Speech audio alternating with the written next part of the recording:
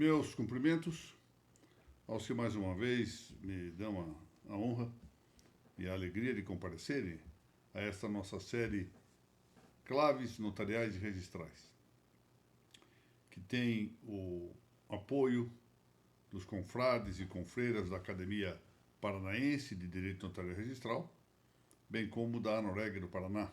Eu quero cumprimentar a propósito e agradecer o presidente Matheus Afonso Vido da Silva e estender esses cumprimentos às anteriores presidentes da mesma entidade, a doutora Mariana Pozzenato Martins e a doutora Mônica Dallavecchia.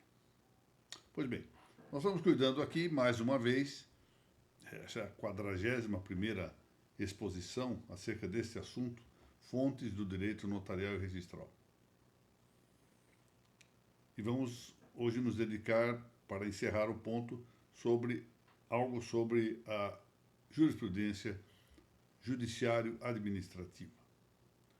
Ou, em outras palavras, um tanto mais exatas, vamos tratar da jurisprudência judiciário-administrativa ad extra, que nós já deixamos conceituada na exposição anterior, da semana passada, e que tem duas possibilidades quanto ao seu objeto material. Ela pode referir-se a particulares em geral, por exemplo, decisões judiciário-administrativas que cuidem, por exemplo, de processos licitatórios nos tribunais, impondo multas ou decidindo outras questões. Ou, por exemplo, as decisões das bancas de concurso da magistratura, que dizem respeito a particulares. Ou essa é a segunda possibilidade de ser objeto material dessa jurisprudência judiciária administrativa ad extra, é que ela cuide de modo específico e singular de pessoas e atividades subordinadas habitualmente à supervisão judicial e que não sejam integrantes do próprio aparato do Poder Judiciário. Então, se há uma decisão judiciária administrativa a respeito de um escrevente de um ofício judicial, a jurisprudência que se forma, ou a decisão administrativa judicial que se faça, que se prolate, diz respeito à jurisprudência judiciária administrativa ad intra, ou seja, interna.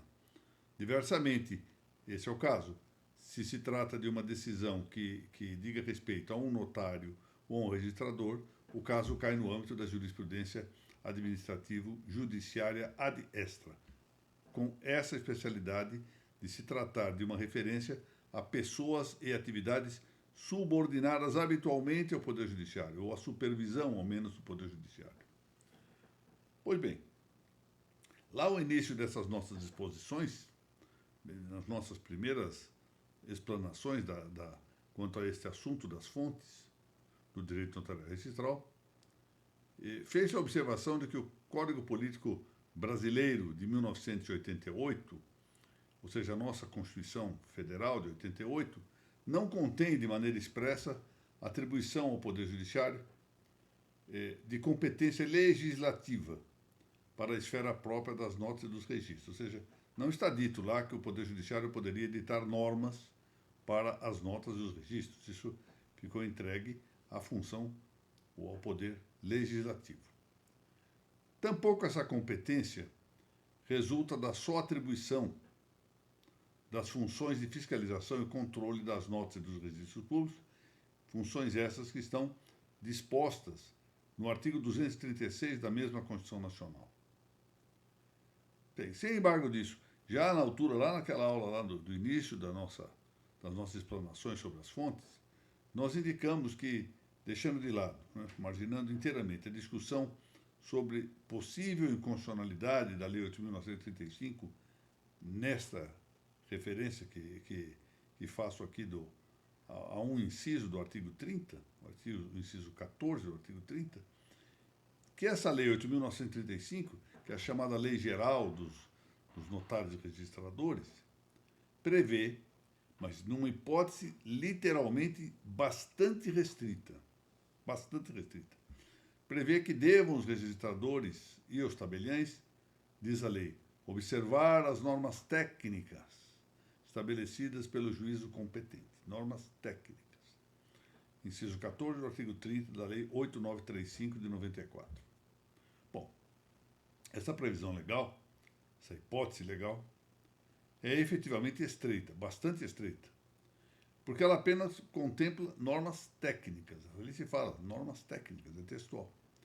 Vale dizer que se trata somente de previsões limitadas às atividades que se dizem poiéticas, ou seja, atividades próprias da poiesis, ou se nós quisermos usar uma expressão latina em vez dessa que provém do grego, as atividades do facere, ou seja, próprias do fazer e não do agir. Atividades transcendentes, cuja finalidade, então, não é o bem moral. Note-se que a segurança jurídica e o justo são bens morais. Aqui não se trata disso, aqui se trata do bem útil. Por isso que as normas são técnicas. Elas estão voltadas não ao bem honesto, mas ao bem útil, aquilo que é útil, aquilo que, portanto, conduz a uma finalidade própria do fazer. Como é que nós vamos distinguir o fazer e o agir? Bom, isso em outra explanação nós podemos distinguir melhor, mas agora podemos dizer isto, ou seja, um carpinteiro faz uma janela, moldura de uma janela, um marceneiro faz uma mesa, um grande pintor, um grande artista faz um quadro. Poxa, mas um jurista age quando decide alguma coisa. Ou seja, a decisão é imanente, embora ela possa ter uma execução póstera, seja função executiva, mas a decisão já está tomada na fase deliberativa, ou seja, com o juízo da consciência. Assim, ao menos à letra, portanto, essas normas técnicas a que se refere o inciso 14 do artigo 30 da Lei 8.935 não podem interferir na qualificação jurídica expedida pelos notários e registradores. Ainda que essa vedação não impeça, por exemplo, que haja apreciação e decisão posteriores, que em cada caso possam vir a adotar-se pelo judiciário, e aqui se inclui a via administrativa, a via do controle administrativo, quanto aos atos notariais e registrais já praticados. Portanto, o que se proíbe, o que não se admite, pelo direito posto, a meu ver, é a fiscalização dos atos próprios das notas dos registros públicos com antecedência à sua prática, sequer concomitantemente à sua prática. O que se pode é fiscalizá-los e controlá-los depois de praticados. Por isso, a fiscalização e o controle são consequentes e não antecedentes ou concomitantes. Concomitantes com a atuação do notário do registrador em relação aos atos próprios ou antecedentes desses atos. E sim consequentes, ou seja, depois de que eles tenham sido praticados. É verdade que a Emenda Constitucional 45, de 30 de dezembro de 2004, traz ali um dispositivo que provavelmente era para ser transitório e acabou, já está há 21 anos vigorando, quase 21 anos vigorando, dispõe no parágrafo 2º do seu artigo 5º, até que entre em vigor o Estatuto da Magistratura, o Conselho Nacional de Justiça, mediante resolução, disciplinará seu funcionamento e definirá as atribuições do ministro corregedor. Isso levou a que o Conselho Nacional de Justiça, mas olha, não as corregedorias gerais, nem as permanentes, possua esse Conselho Nacional de Justiça competência normativa para atender às atividades notariais e registrais, porque é próprio desse Conselho cuidar das notas e dos registros também. E como essa disposição da Emenda Constitucional 45 lhe dá a possibilidade de disciplina de seu funcionamento, de tudo aquilo que ele possa fazer, então o Conselho tem efetivamente competência normativa para atender, pois, aquilo que se exige das atividades notariais e registrais. Mas, claro, aqui caberá discutir, sempre caberá discutir, se essa competência normativa do Conselho chega ao ponto da faculdade de revogar leis e de impor deveres, excepcionando a repartição competencial assinada na Constituição de 88. Ou seja, se essa competência normativa é subsidiária, é complementar ou suplementar a atividade do Poder Legislativo, ou se efetivamente concorre com o Poder Legislativo. Isso é uma matéria a examinar. Bom, mas a questão que nós estamos aqui apreciando é mais restrita. Não diz a respeito à competência de elaboração de preceitos legais ou de normas que tenham esse caráter de legislação, não é? Ainda que nós possamos dizê-las próprias das resoluções, como as que estão previstas na emenda constitucional há pouco mencionada. A questão pontual aqui que nós estamos examinando diz respeito às decisões administrativas judiciárias não disciplinares ad extra, ou seja, não disciplinares porque não são aquelas aplicadas em processos disciplinares, aquilo que nós rotulamos habitualmente e reduzidamente de PAD. E, sobretudo, nessa questão das decisões administrativas judiciárias não disciplinares, que digam respeito às atividades das notas e dos registros, interessa-nos, sobretudo, discutir o caráter dessas decisões, pelos motivos que logo se adivinharão. O que se quer pôr aqui em confronto são as possibilidades, ou seja, uma certa antinomia que há entre, de um lado, as decisões compulsivas e, do outro lado, as decisões persuasórias. Isso quer dizer, vamos discutir isso, uma decisão administrativa, judicial, tomada pela Corregedoria Nacional, pelas Corregedorias Permanentes ou pelas Corregedorias Gerais dos Estados e do Distrito Federal.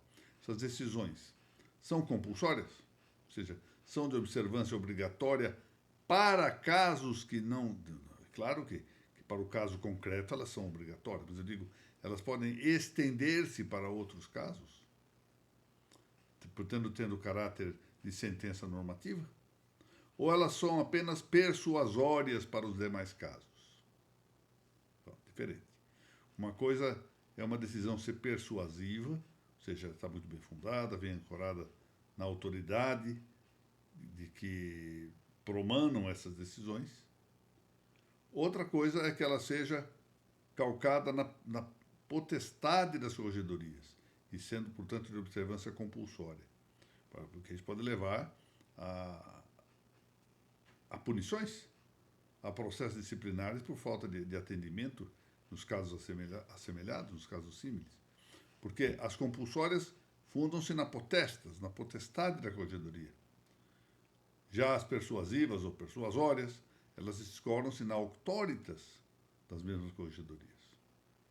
Então, não se trata, é evidente, de discutir se aplica no caso que está sendo julgado, mas se ela se aplica extensivamente com caráter normativo, como sentença normativa. Eu queria contar-lhes aqui um caso que mostra bem a importância dessa distinção, dessa consideração da natureza que se deve adotar para essas decisões.